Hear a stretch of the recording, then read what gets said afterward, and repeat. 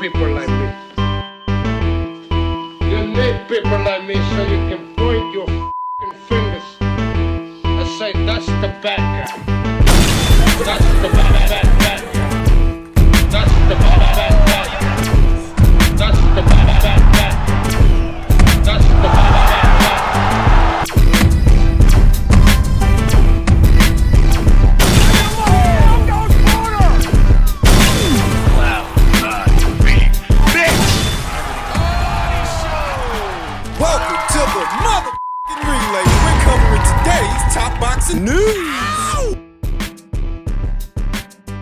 Okay, we'll start with this. Set to go down late this month, on the 30th. Unbeaten up-and-comer of the Dominican Republic, Vivian Rodriguez will be taking on her countrywoman, veteran fighter, Liliana Martinez. En el Centro Olímpico. Fight will be made available for your viewing pleasure on the Sean Boxing YouTube channel that streams a lot of fights in the Dominican Republic. Young Vivian sports a professional record of 6 wins with no losses, no draws, 3 knockouts. Campaigning in the featherweight division. Featherweight, that's 126 pounds. That's where Amanda Serrano reigns as a unified champion. That's where Sky Nicholson reigns as WBC champion. It was in reviewing the tape on Sky's last opponent, Diana Vargas, that I encountered Vivian Rodriguez. Huh? Well, I wanted to know more about who it was that gave Diana Vargas her first professional loss.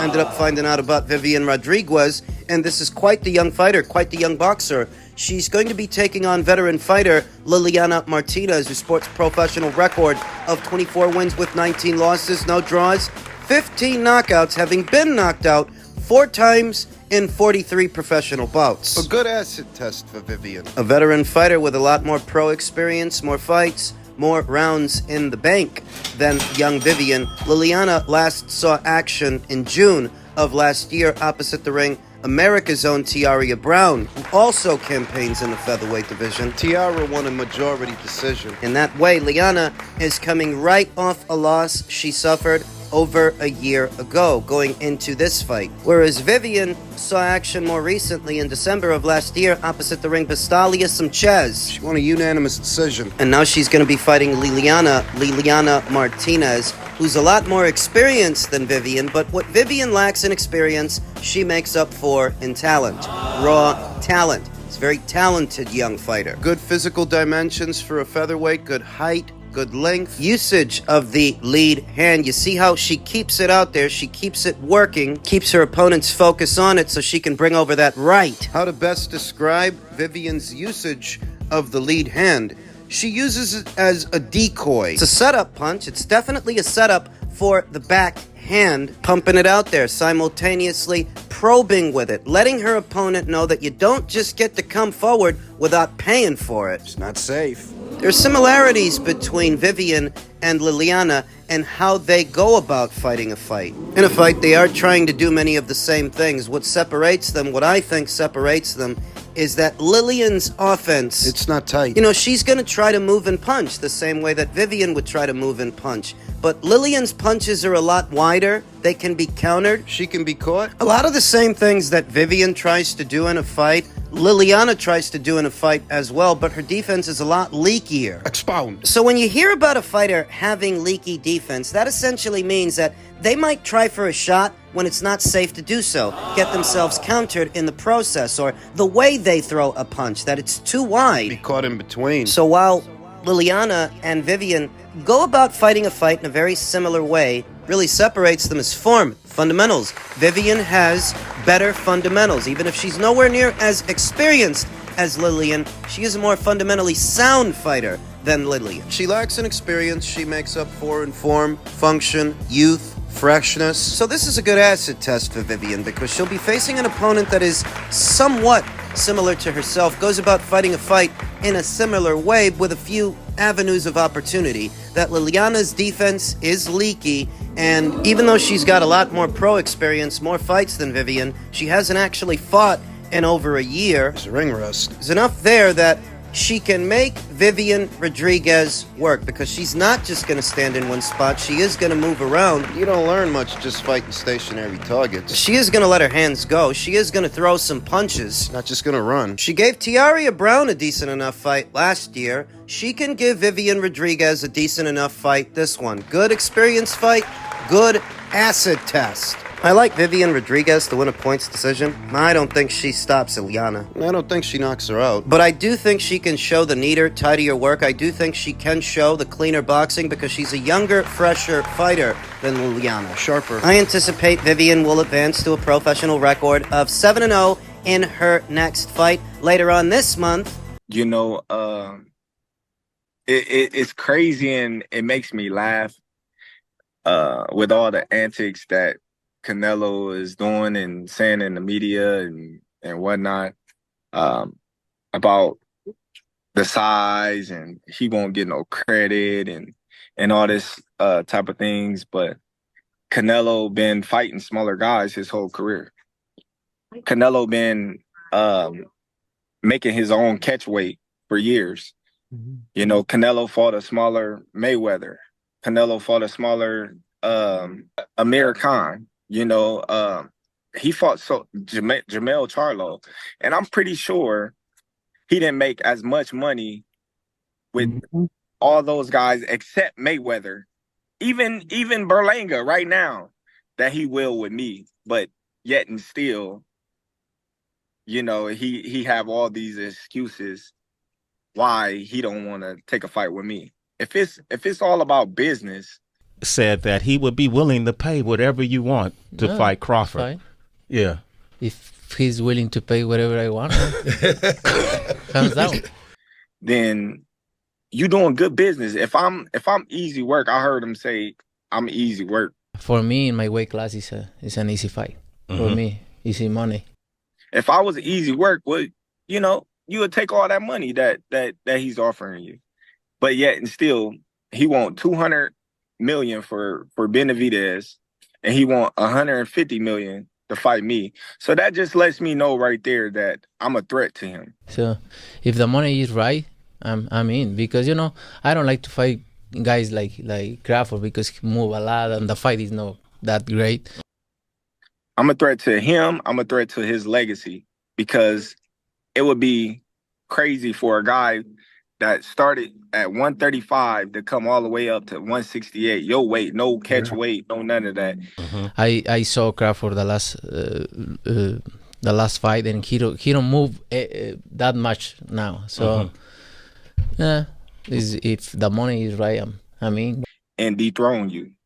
So you know he got that in the back of his head. You know this guy, for one, he's tough. For two, he's a boxer. He moves. He can punch. He can do it all.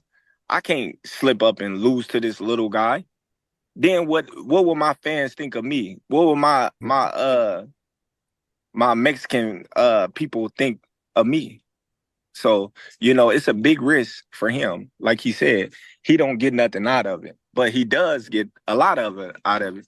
You know, none of those guys was pound for pound best fighter in the world that he fought when they was coming up in weight. None of those guys. You know, he wasn't getting the amount of money threw at him guaranteed for those guys that he's getting with me. So it just goes to show, you know, the level of respect. I look at it as respect that he give me. I don't look at it as disrespect. I look at it as the level of respect that, you know, he think of me as a fighter. I was surprised when I came across this video, these sound bites from Terence Crawford still talking about the Canelo Alvarez fight after Turki Al-Sheikh stated that he has since rescinded whatever offer, if any offer, he made to Canelo, that he's just not interested in making that fight anymore because Canelo wants to stay on easy street. I was surprised to see Terence is still talking about that fight. Listen, look, a lot of the points he raised were valid points.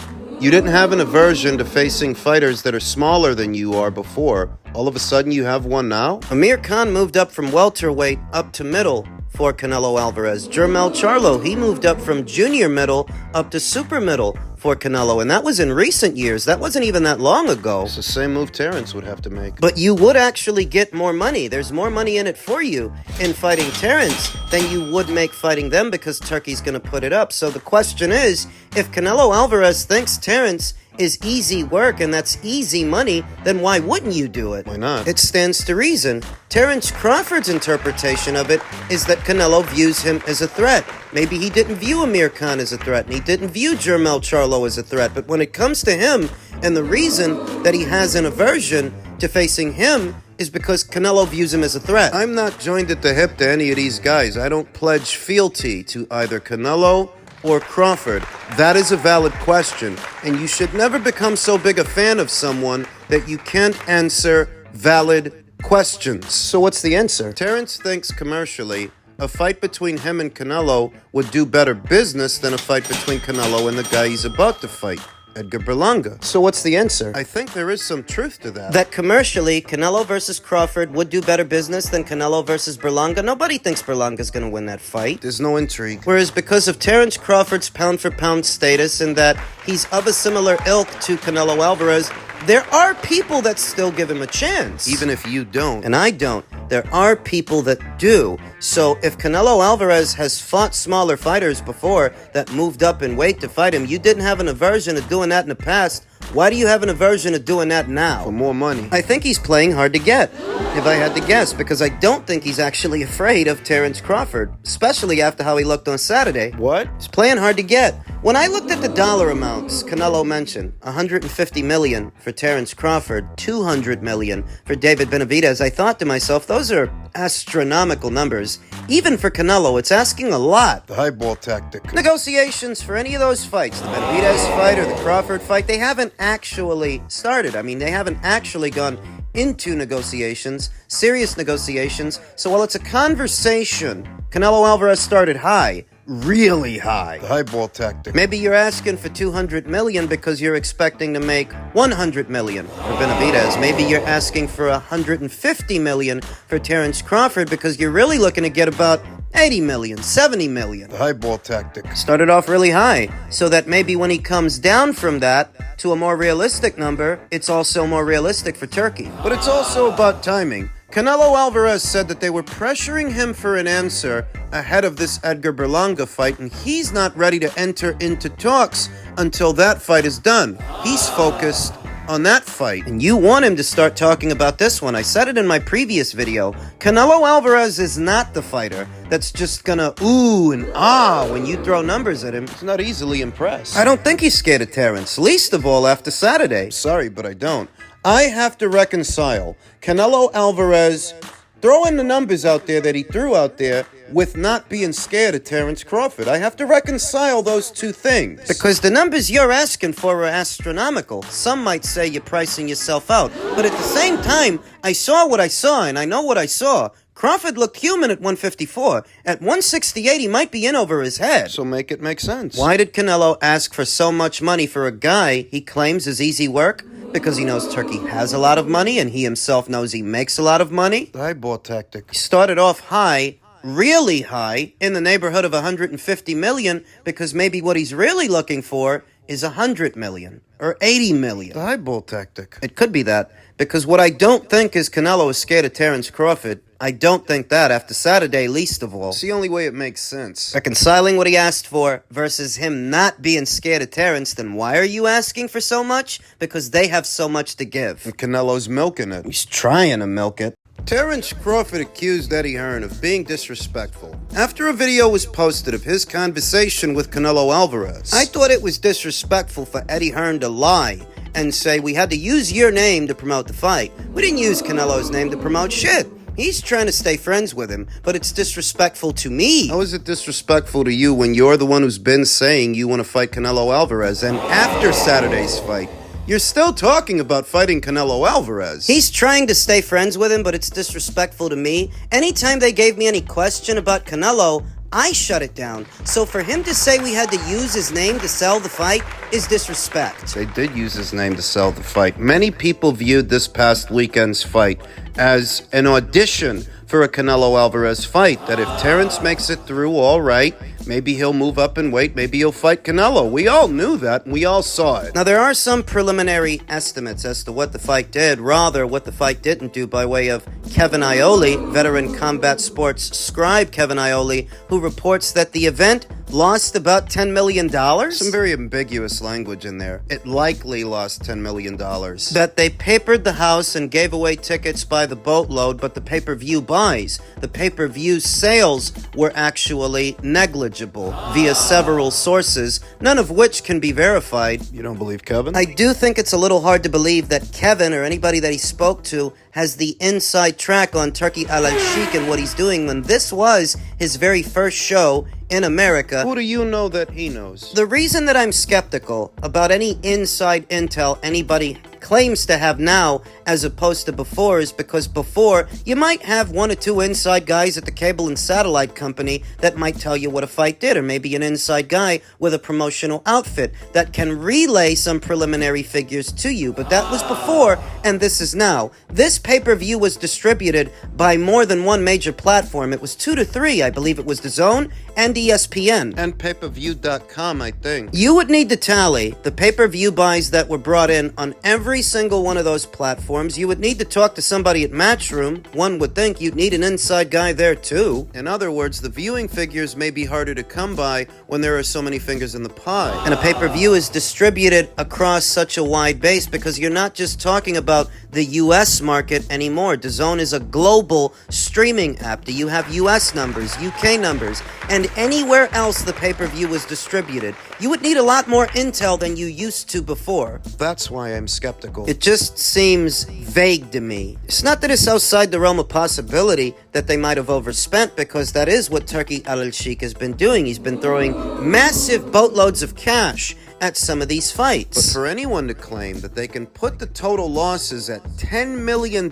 So soon after the fight, how'd you come across that number, and how did you come across that information? That's all I'm saying. It was fast. So Terrence feels disrespected by Eddie Hearn. Eddie Hearn, who stated they used the name of Canelo Alvarez as a promotional tool, but they very much did. That's what the journos were writing about. That's what people were talking about. That was the feeling, that if Terrence Crawford can Jeff Horn this guy, that's a segue to a Canelo fight. So they did use his name. And they're still using it now, in a manner of speaking, for a fighter who already has a fight on schedule, already has a fight coming up. Some people hate to admit it, but they want something that Canelo Alvarez has, clearly, because his name gets attached to so many conversations he doesn't inject himself into. A lot of Crawford's fans think Canelo isn't even that good. Don't mistake his fans for Terrence Crawford himself, but what a lot of his fans say is that Canelo's just not that good. Well, if he's not that good, then why would it be such a big deal if Terrence beat him? To those guys, to those guys, why would it matter so much? You guys don't even have a high opinion of that fighter. I can't really get into other people's rationale, or the lack thereof. Some people speak out of sheer emotion, little more than just emotion. It's just feelings. I noticed that this past weekend, the Terrence Crawford faction of fans have become quite combative. Lady Chan attacked me. There's been a lot of infighting, a lot of arguing over a fight that likely won't happen now because Turkey doesn't even want to make it anymore. That's what he said. Thus, I suppose that all of this could be much ado about nothing anyway. But they did use his name for promotion. They absolutely did.